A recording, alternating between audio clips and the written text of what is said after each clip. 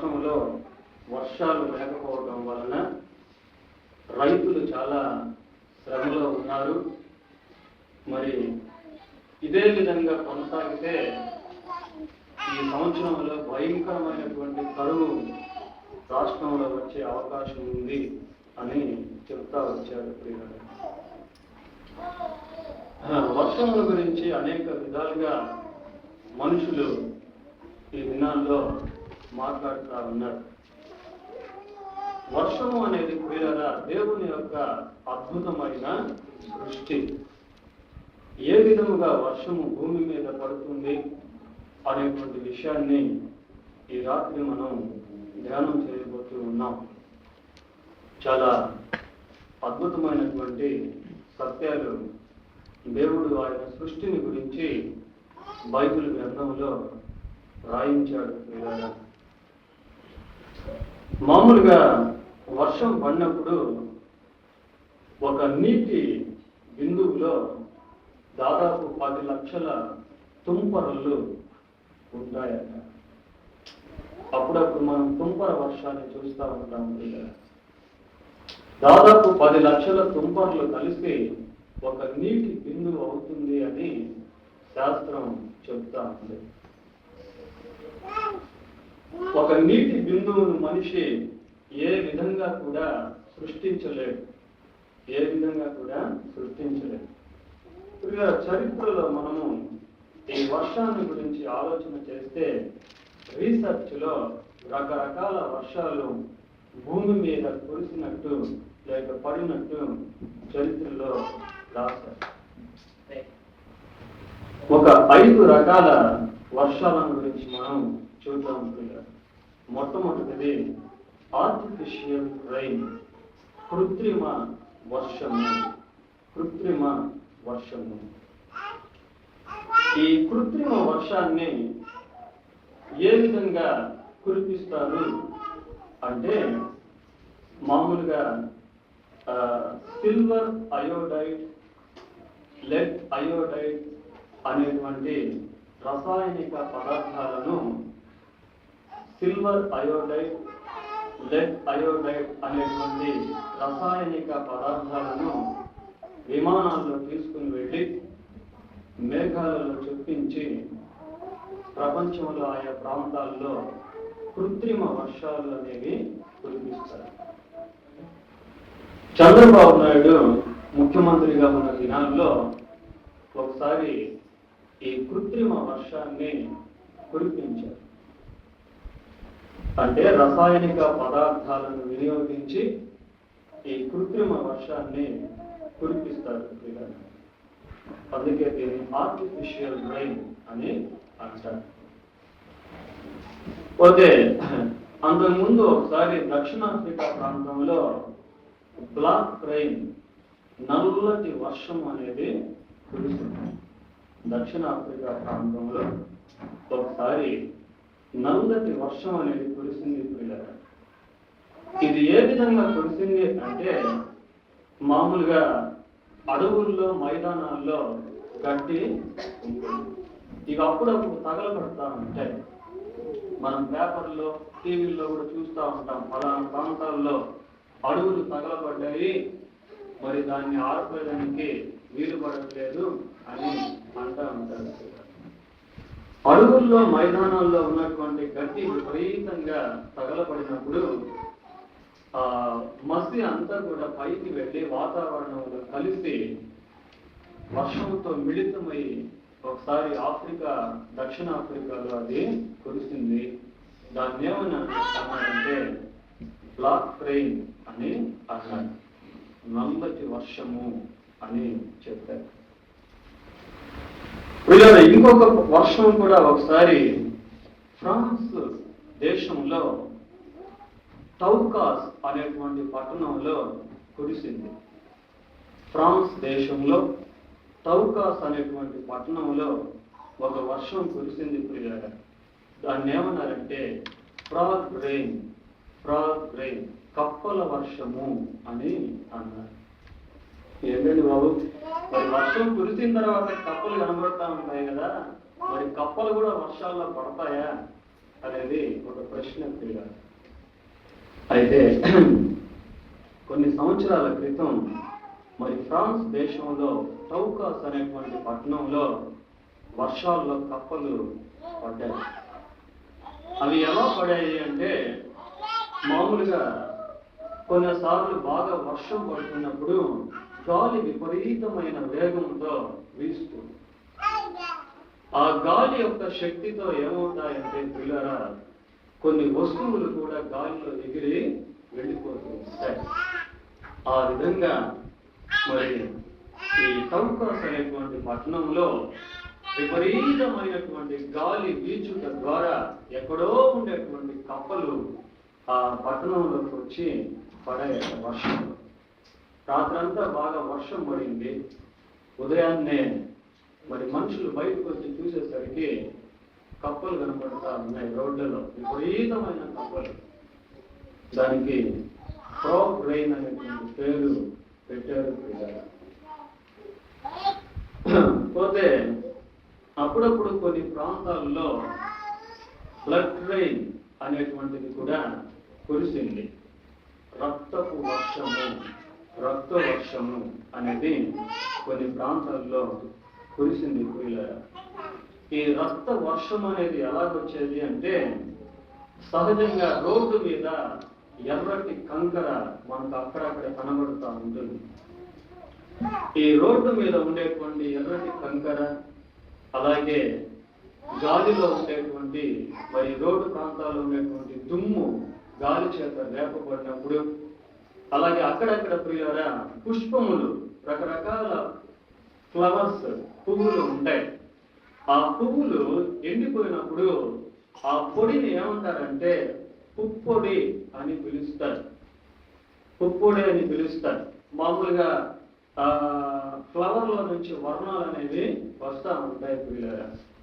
ఈ గాలికి రోడ్డు మీద ఉండేటువంటి ఎర్ర కంకర, దుమ్ము, పుప్పొడి అనేటువంటి ఈ పదార్థాలు మరి వాతావరణ పొరలోనికి వెళ్ళి వర్షం కురిసేటువంటి సమయంలో ఆ మేఘం నుంచి పడే వర్షంలో మిళితమై భూమి మీద కురుస్తూ ఉంటాయి. వాటిని బ్లడ్ రెయిన్ అని అంటారు, అంటే రక్తపు వర్షము అని అంటారు.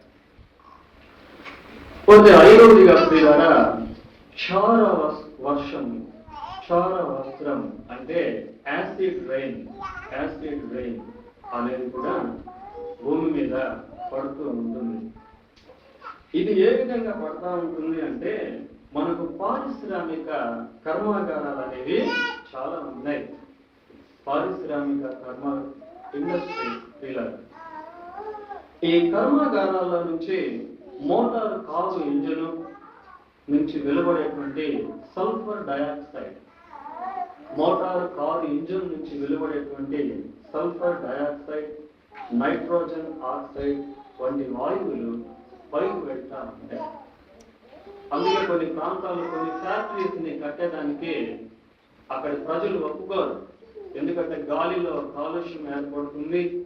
వచ్చే వర్షంలో కూడా ఆ వాయువులను బట్టి కాలుష్యం ఏర్పడుతుంది అనే ఉద్దేశంతో చాలా వరకు ఎక్కువ భాగము ఊరు వెలుపల కర్మాగారాలు అనేవి నిర్మాణం చేస్తారు.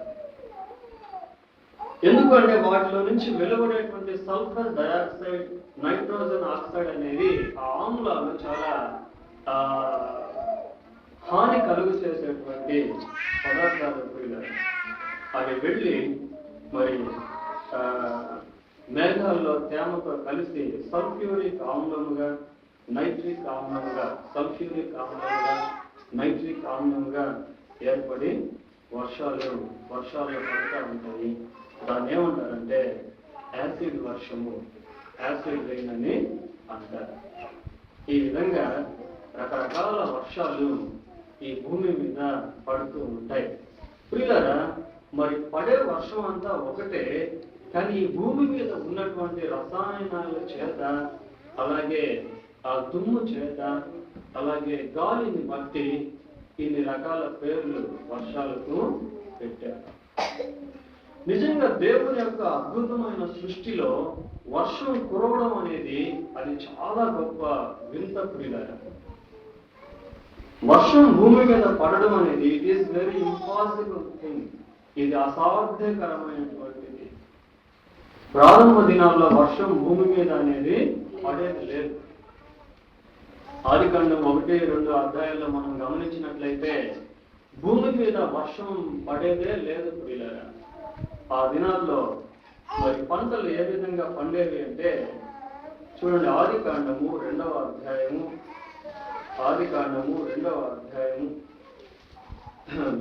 6వ వచనం.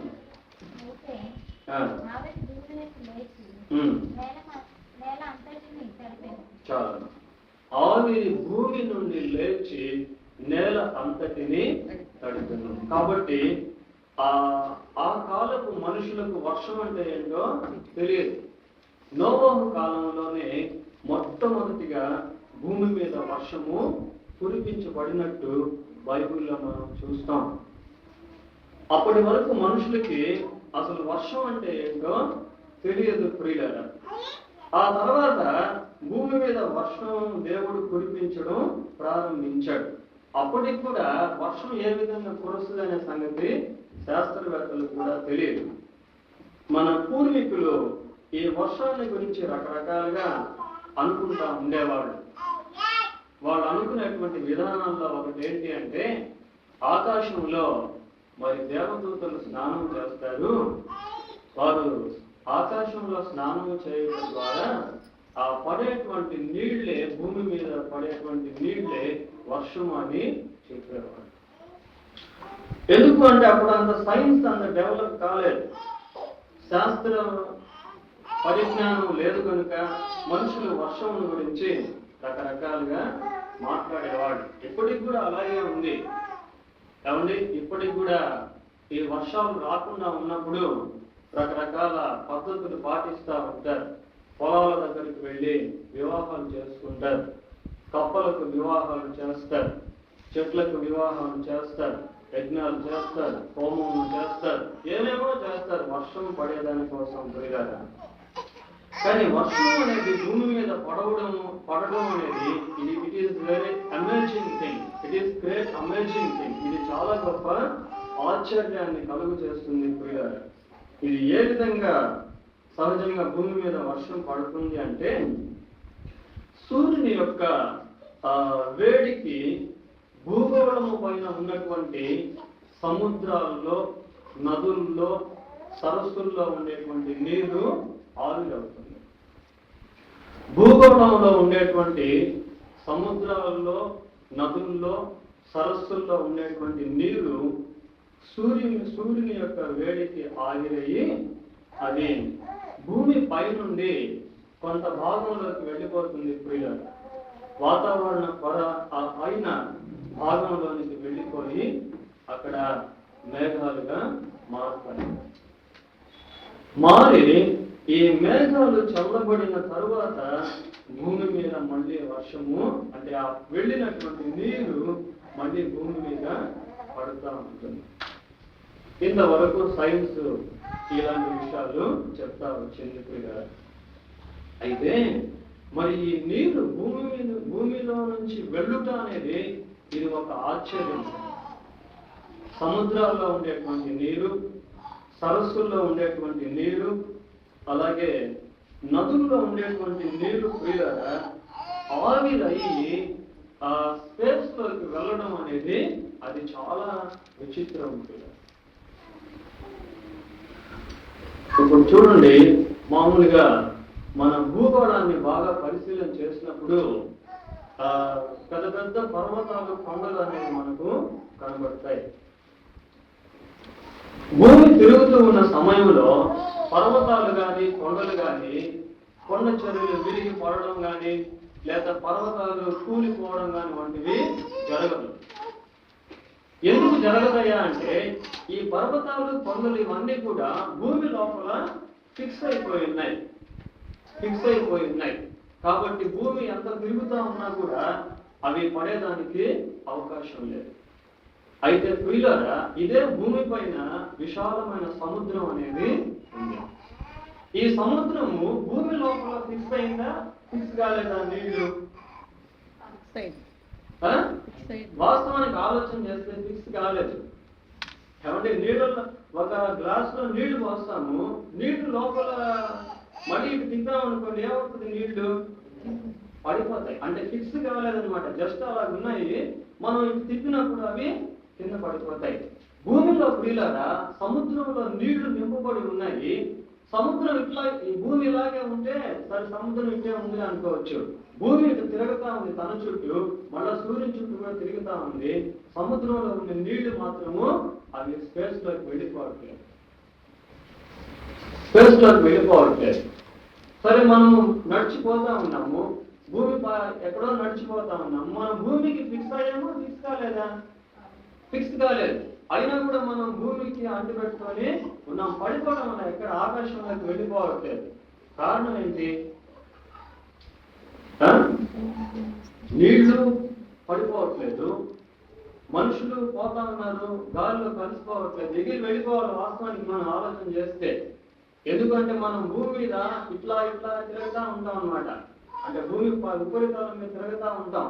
భూమి తిరిగేటప్పుడు మనం ఎక్కడి నుంచి ఎక్కడో వెళ్ళిపోవాలి వాస్తవానికి. ఎందుకు అంటే ప్రియులారా, earth has the gravitation power. భూమికి గురుత్వాకర్షణ శక్తి అనేది, ఈ భూమికి గురుత్వాకర్షణ శక్తి ఉండడం వల్ల సముద్రంలో ఉన్నటువంటి నీళ్లు కూడా అలాగే ఆకర్షణ శక్తిని బట్టి అది అటు ఇటు పోవట్లేదు. వాస్తవానికి స్పేస్ లోనే ఉంది ఎర్త్ అనేది. భూమి ఎక్కడుందంటే ఆకాశంలోనే ఉంది. మరి చుట్టూ భూమి పక్కన అంతా నీళ్లు ఉన్నాయి, నీళ్లు రాలిపోవాలి ఎక్కడో, కానీ రావట్లేదు. ఎందుకంటే ఈ భూమికి ఉన్నటువంటి గురుత్వాకర్షణ శక్తిని బట్టి నీరు ఉంది, మనుషులు సంచరిస్తా ఉన్నారు, జంతువులు తిరుగుతా ఉన్నాయి, పక్షులు కూడా తిరుగుతూ ఉన్నాయి, అన్ని కూడా అలాగే. అయితే మరి ఆవిరి భూమి మీద నుంచి లేచి పెడుతూ ఉన్నప్పుడు ప్రియులారా, ఈ గ్రావిటేషన్ పవర్ అంటే గురుత్వాకర్షణ శక్తి ఆవిరిని పంపించలేక ఆపట్లేదు. అంటే గురుత్వాకర్షణ శక్తిని జయించి ఆవిరి ఏమవుతా ఉంది, పైకి వెళ్ళిపోతాం. ఏమన్నా అర్థం అవుతుందే? గురుత్వాకర్షణ శక్తిని జయించి ఆవిరి ఏమవుతా ఉంది, పైకి వెళ్ళిపోతా ఉంది. అంటే ఈ గురుత్వాకర్షణ శక్తి ఆవిరిని లాగి పట్టుకోవట్లేదు, జయించట్లేదు. దీని వాటికి వెళ్ళిపోతా ఉంది. ఇది మాత్రం అట్లాగే ఉంది. సరే, ఇది ఒక విషయం. ఈ వెళ్ళేటువంటి ఆవిరి ఎంత దూరం వెళ్తుందంటే దాదాపు 10 కిలోమీటర్ల దూరం వెళ్తుంది పైకి. 10 కిలోమీటర్ల దూరం వెళ్ళిపోతుంది. సరే, వెళ్ళిపోయిన తర్వాత కొంచెం అంటే వాతావరణ పొర దాటిన తర్వాత అక్కడ ఇంకా గాలి ఉండదు కాబట్టి ఆ నీళ్ళు అక్కడ ఆగిపోవాలి. అంతే కదా? పైకి వెళ్ళిపోయింది, అక్కడ వాతావరణ పొర దాటంగానే ఇంకా గాలి లేదు కాబట్టి నీళ్లు అక్కడ ఆగిపోవాలి. కానీ ఆగిపోకుండా మళ్ళీ అక్కడి నుంచి నీళ్లు పడతా ఉన్నాయి. అర్థమైంది? ఒక పక్క గురుత్వాకర్షణ శక్తికి అగెన్స్ట్ గా వ్యతిరేకంగా ఇది జయించుకొని వెళ్ళిపోతా ఉంది. వెళ్ళిపోయిన తర్వాత ఇక మళ్ళీ ఇంక వచ్చేదానికి అవకాశం లేదు. ఎందుకంటే అక్కడ ఆగిపోవాలి, మళ్ళీ స్పేస్ లో అక్కడ ఆగిట్లా మళ్ళీ ఆ నుంచి వస్తా ఉంది. అది దేవుడు నిజంగా ప్రియులారా, నేను ఇది స్టడీ చేస్తా ఉంటే నాకు దేవుడు ఎంత గొప్ప శక్తివంతుడు అన్నట్టుగా అనిపించింది ప్రియులారా. ఎంత గొప్ప శక్తివంతుడో దేవుడు అన్నట్టుగా ఈ భాగాన్ని గురించి ఆలోచన చేస్తా ఉంటే నా మటుకు నాకు ఇది దేవుని యొక్క అద్భుతమైన సృష్టి అన్నట్టుగా అనిపించింది. భూమి యొక్క ఆకర్షణ శక్తిని జయించి ఆవిరి వెళ్ళిపోతా ఉంది. సరే, ఇక్కడ ఒక అమేజింగ్ థింగ్, ఇది ఒక ఆశ్చర్యం. వెళ్ళిపోయిన ఆవిరి మళ్ళీ ఇంకా వచ్చేదానికి అవకాశం లేదు. ఎందుకంటే అక్కడ బంధించబడతా ఉంది, కానీ మళ్ళీ అక్కడి నుంచి వస్తా ఉంది. ఎంత గొప్ప విషయం అనేది. కాబట్టి దేవుని సృష్టిలో ఇది ఒకటి అన్నట్టు మనము గుర్తుపెట్టుకోవాలి ప్రియులారా. పోతే రెండవదిగా మరి సహజంగా నీళ్లు ఎప్పుడు ఆవిరి అవుతాయి? మీకు ఐడియా ఉందా అమ్మా? వేడికి ఆవిరి అవుతాయి. నీళ్లు ఎప్పుడు బాయిల్ అవుతాయి? ఎన్ని సెల్సియస్ డిగ్రీస్ లో బాయిల్ అవుతాయి? యూనివర్సల్ ట్రూత్ ఏంటంటే వాటర్ బాయిల్స్ అట్ 100 degrees అని అంటారు. అంటే నీరు 100 degrees Celsius ఉడకడము ప్రారంభం. అలా ఉడుకుతూ ఉన్నప్పుడు నీళ్లు ప్రియులారా అప్పుడు ఆవిరి అవుతా ఉంటాయి. ఇది శాస్త్ర క్రమము ప్రియులారా. 100 Celsius degrees వాటర్ బాయిల్ అయినప్పుడు అప్పుడు నీరు ఆవిరి అవుతా ఉంటుంది. మామూలుగా మన స్టవ్ మీద నీళ్లు పెట్టామనుకోండి, నీళ్లు పెట్టంగానే వెంటనే అవి ఉడకవు. అవి ఉడకాలంటే ఏమవుతుంది, కొంత సమయము ఫస్ట్ వేడి వేడి వేడి ఎప్పుడైతే 100 degrees వచ్చేస్తుందో అప్పుడు ఉడకడం ప్రారంభిస్తుంది. అలాగే మనం ఉడికిస్తా ఉన్నాం అనుకోండి, ఒక 15 నిమిషాలలో ఉడికిపోయింది, నీళ్లు ఉడుకుతా ఉన్నాయి. ఇంకొక ½ an hour అట్లాగే ఉడికించామనుకోండి, నీళ్లు దాంట్లో ఎన్ని ఉంటాయి, తగ్గిపోతా ఉంటాయి పోయే కొద్ది. ఎందుకంటే అవి ఎవాపరేట్ అయిపోతా ఉంటాయి, ఆవిరి అయిపోతా ఉంటాయి. మరి ఈ సముద్రంలో నుంచి నీళ్లు, నదుల్లో నుంచి నీళ్లు, సరస్సుల్లో నుంచి నీళ్లు ఆవిరి అవ్వాలంటే అంత ఉష్ణోగ్రత కావాలి, అంతే కదా. అంత ఉష్ణోగ్రత ఉంటే ప్రియులారా అప్పుడు నీళ్లు ఆవిరి అవుతాయి.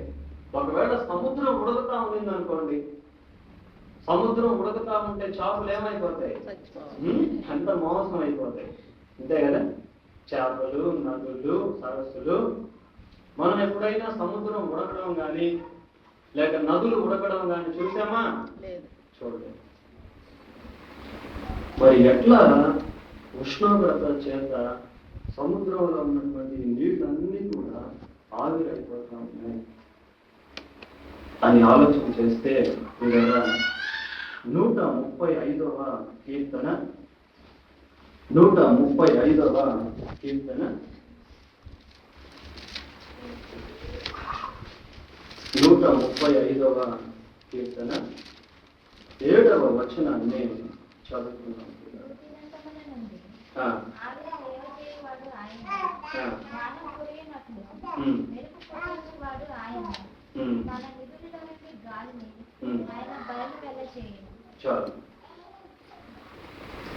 చూడండి, భూ దిగంతముల నుండి ఆవిరి లేవజేయువాడు ఆయన. భూ దిగంతముల నుండి ఆయన ఆవిరిని లేవజేస్తూ ఉన్నాడు కనుక ఈ భూమికి ఉన్నటువంటి గురుత్వాకర్షణ శక్తి ఆ ఆవిరిని బంధించలేకపోతాం. తర్వాత ప్రియులారా, మరి భూమిలో నుంచి, ఆ సముద్రంలో నుంచి, నదుల్లో నుంచి, వాటిలో నుంచి ఆవిరి బయటికి రావాలి అంటే దాదాపు మనం అనుకున్నటువంటి విధముగా 100 degrees Celsius ఉష్ణోగ్రత ఉన్నప్పుడు అవి ఉడుకుతూ ఉన్నటువంటి సమయంలో ఆవిరి లేయాలి. నిజంగా అవి ఉడుకుతూ ఉన్న సమయంలో ఆవిరి లేసే పని అయితే సముద్రంలో ఏ జీవి కూడా బ్రతికేదానికి అవకాశము నదుల్లో కానీ సరస్సుల్లో కానీ. మరి దేవుడు తగినంత ఉష్ణోగ్రత, అంటే ఎంతవరకు అయితే ఆవిరి అయ్యేదానికి అవకాశం ఉంటుందో దేవుడు దానికి కూడా ఒక క్వాంటిటీ పెట్టాడు ప్రియులారా. ఒక కొలతను పెట్టి ఆ కొలత పరిమాణంలో ఈ ఆవిరి అవడం అనేది ప్రారంభమవుతాం. ఎవరైనా దీన్ని చేయగలరా? దేవుడు ఇక్కడ మనం చూసిన భూది గంధముల నుండి ఆవిరి లేవచేయవాడు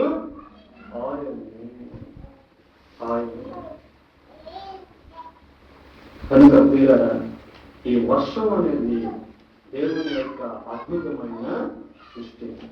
కొంత మూడవదిగా ప్రియులారా, మరి ఈ ఆవిరైనటువంటి నీరు పైకి వెళ్ళి ఒక భాగంలో ఆగిపోతాం.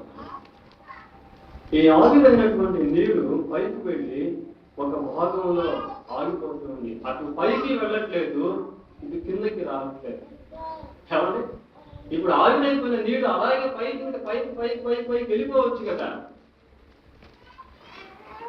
పైకి వెళ్ళింది, ఒక భాగంలో ఆగిపోతా ఉంది, అటు నుంచి అంటే వెళ్ళిపోవచ్చు కదా, ఇంకా పైకి పైకి వెళ్ళట్లేదు. ఒక భాగంలో వచ్చి ఆగిపోతా ఉంది, అక్కడి నుంచి పైకి పోవట్లేదు, అక్కడి నుంచి కిందకి కూడా రావట్లేదు. అక్కడ ఏం చేస్తున్నాడంటే దేవుడు అంటే వెళ్ళిన వెంటనే మళ్ళీ వర్షం పడకుండా దేవుడు అక్కడ ఏం చేస్తున్నాడంటే ఆ నీటిని దేవుడు అక్కడ బంధిస్తా ఉన్నాడు. దాన్నే మేఘం అని అంటున్నాం. ఆ వెళ్ళినటువంటి నీటిని దేవుడు ఏం చేస్తాడంటే మేఘం చేత ఆ నీటిని అక్కడ ఆయన బంధించి పెడతాడు. మేఘంలో ఆ నీటిని స్టోర్ చేసి పెడతాడు దేవుడు. ఎంత అద్భుతమైన సృష్టి పిల్లరా. యోబు గ్రంథం 26వ అధ్యాయము. యోబు గ్రంథం 26వ అధ్యాయము 8వ వచనాన్ని చదువుతున్నాం. 26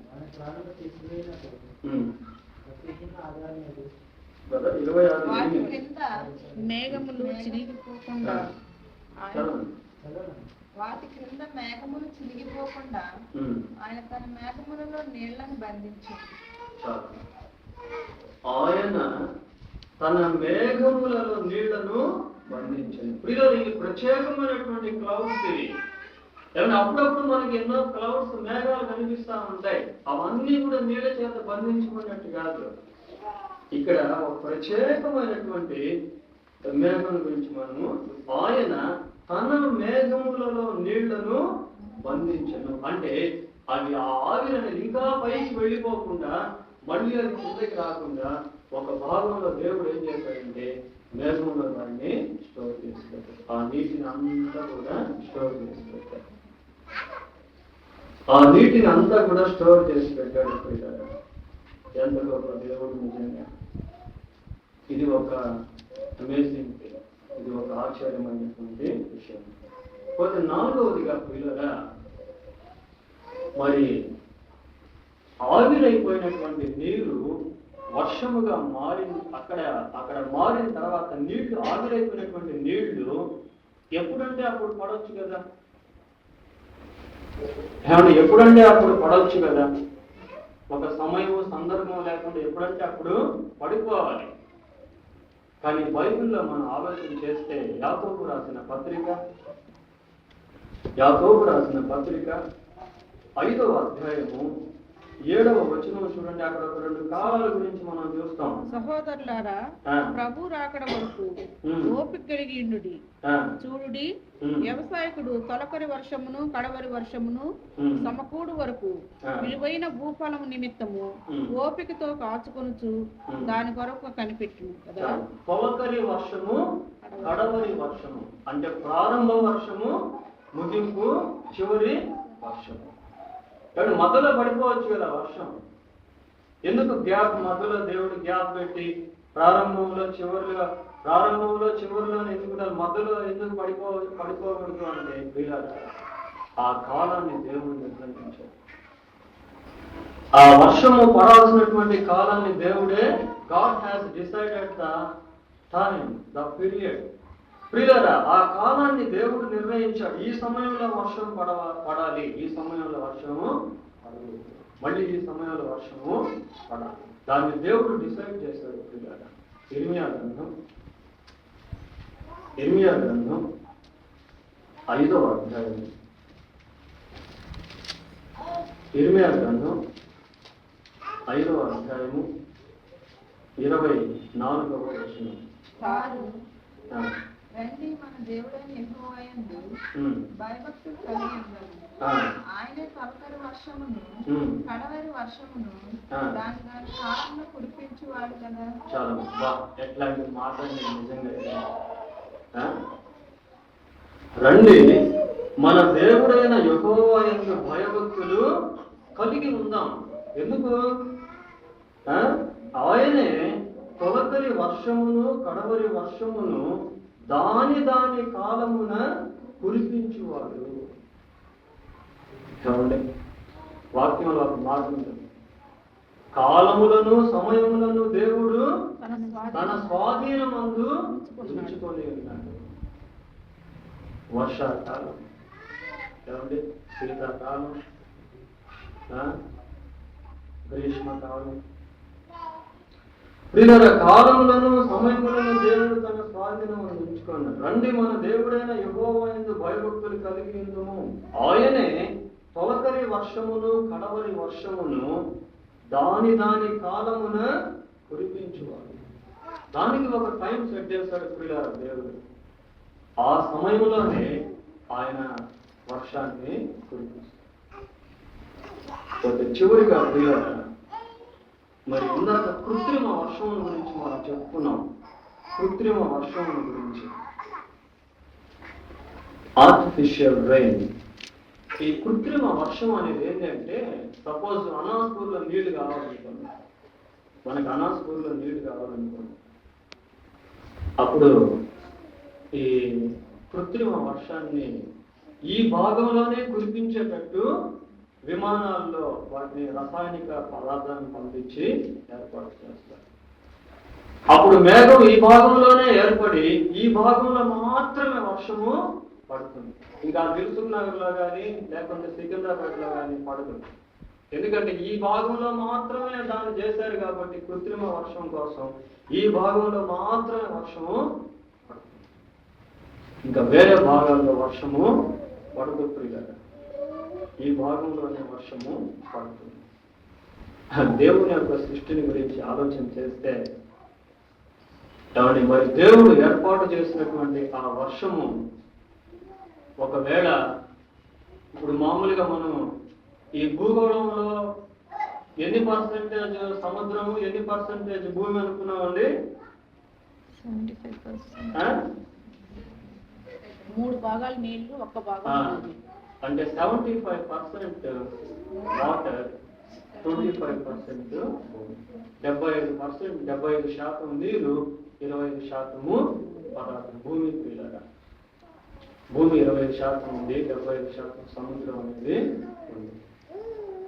దేవుడు ఏర్పాటు చేసినటువంటి ఆ మేఘములు పిల్లల వర్షం కురిసేటువంటి సమయంలో ఒకవేళ ఆ మేఘాలు సముద్రం మీదే ఉన్నాయనుకోండి, వర్షం ఏడపడుతుంది. సముద్రం మీద పడుతుంది వర్షం. ఏమంటే సముద్రం మీద వర్షం పడితే ఆ నీళ్లు తాగేదానికి పనికొస్తాయా? పనికిరావు. సముద్రం మీద ఉన్నటువంటి ఆ మేఘాలను కదిలించగలిగిన శక్తి ఎవరికైనా ఉందా? సముద్రం మీదనే ఉన్నాయి మేఘాలు. వర్షం పడితే సముద్రం మీదే పడుతుంది. అందులో సముద్రం 75% ఉంది. కాబట్టి ఆ వర్షాలు ఆ మేఘాలు సముద్రం మీద ఉన్నాయి కాబట్టి సముద్రం మీద వర్షం పడాలి. ఇప్పుడు ఆ మేఘాలు వాటి భూమి మీద వర్షం కురిపించాలంటే ఆ మేఘాలు కదులుతూ ఉండాలి, ఇప్పుడు ఇలా తిరుగుతూ ఉంటాయి. ఇక్కడ అవసరం అయితే మరి భూమి మీద వర్షం అవసరం కాబట్టి ఆ మేఘాలు ఎక్కడున్నా కూడా భూమి మీదకి వచ్చి అక్కడ మాత్రమే వర్షం వచ్చాయి. మరి మేఘాలు ఎలా కదులుతాయి? మేఘాలను ఎవరైనా వెళ్ళి కదిలించగలరా? మేఘాలను ఎవరు కదిలించగలరు? దేవుడు ఏం చేస్తాడంటే వాటిని కదిలేటట్టు చేస్తాడు. ఎందుకంటే భూమి మీద వర్షం కురవాలి కాబట్టి సముద్రంలో ఎంత వర్షం పడినా నీళ్లు పనికిరావు కనుక భూమి మీద వర్షం రావాలి కాబట్టి దేవుడు ఏం చేస్తాడంటే ఆ మేఘాలను చలింపజేస్తాడు, కదిలేటట్టు చేస్తాడు. యోబు గ్రంథం 37వ అధ్యాయం. యోబు గ్రంథం 37వ అధ్యాయం 11వ వచనం నుంచి చదువుతాం. మరియు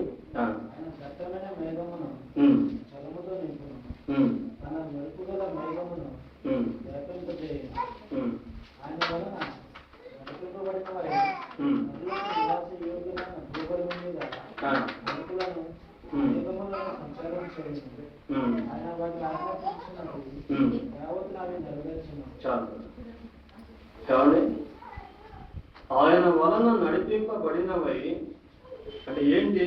తన మెరుపులు గల మేఘమును వ్యాపింప చేయును. ఆయన వలన నడిపింపబడినవై నరులకు నివాస యోగ్యమైన భూగోళము మీద ఏం చేస్తాడట? మెరుపును మేఘములను సంచారము మేఘాలు సంచరిస్తా ఉన్నాయి. మేఘాలను సంచరింపచేసి భూమి మీద దేవుడు వర్షాన్ని కురిపిస్తా ఉన్నాడు. మేఘాలను దేవుడు సంచరింపజేస్తా ఉన్నాడు. ఒకవేళ సంచరింప చేయకపోతే ఉన్న ఫలంగా మేఘాలు ఎక్కడ వర్షం ఇస్తా ఉంటే అక్కడే నీళ్లు పడుతూ ఉంటాయి. ఎక్కువ శాతం 75% సముద్రమే ఉంది. కాబట్టి భూమి మీద వర్షం పడేదానికి అవకాశం అంతా లేదు. కాబట్టి దేవుడు ఏం చేస్తాడంటే ఆ మేఘాలను సంచరింప చేసి భూమి మీద వర్షాన్ని కురిపిస్తా ఉంటాడు. ఇప్పుడు చూడండి వాక్యము 146వ కీర్తన, చివరిగా 146వ కీర్తన 146వ కీర్తన 8వ వచనం. అమ్మా ఒక నిమిషం. 147వ కీర్తన 147వ కీర్తన 8వ వచనం. ఆయన ఆకాశమును మేఘములతో కప్పువాడు, భూమి కొరకు వర్షము సిద్ధపరచువాడు. చాలు. సముద్రం కొరకు కాదండి, వర్షాన్ని దేని కొరకు సిద్ధపరుస్తాడట? భూమి కొరకు వర్షము సిద్ధపరచువాడు. భూమి అంటే ఆరిన నేల. ఆరిన నేలకు ఆయన భూమి అని పేరు పెట్టాడు. కాబట్టి ఆరిన నేల మీద వర్షం కురిసేటట్టు చేస్తాడు. చూసారా ఈ వర్షం గురించి ఎన్ని విషయాలు బైబిల్లో ఉన్నాయో? కదా దేవుడు అద్భుతమైనటువంటి వాడు. He is wonderful creator. ఆయన ఆశ్చర్యకరమైన అద్భుతకరమైన సృష్టికర్త. ఈరోజు మనం వర్షం గురించి కొన్ని విషయాలు చూసాం. ఇంకా ఎన్నెన్నో ఉన్నాయి. తుఫానుల గురించి, గాలి గురించి, ఇంకా ఎన్నెన్నో విషయాలు ఉన్నాయి. చూడండి, వర్షము భూమి మీద కురవడంలో దీని వెనక దేవుని యొక్క ప్రణాళిక, దేవుని యొక్క శక్తి ఎలా పనిచేస్తా ఉన్నాయి. కాబట్టి దేవుడు చాలా గొప్పవాడు అన్నదానికి అనేక రుజువులు ఉన్నాయి. వాటిలో ఇది ఒక రుజువు. దేవుడు తన వాక్యాన్ని దీవించిన కాక ప్రార్థన చేస్తున్నాం.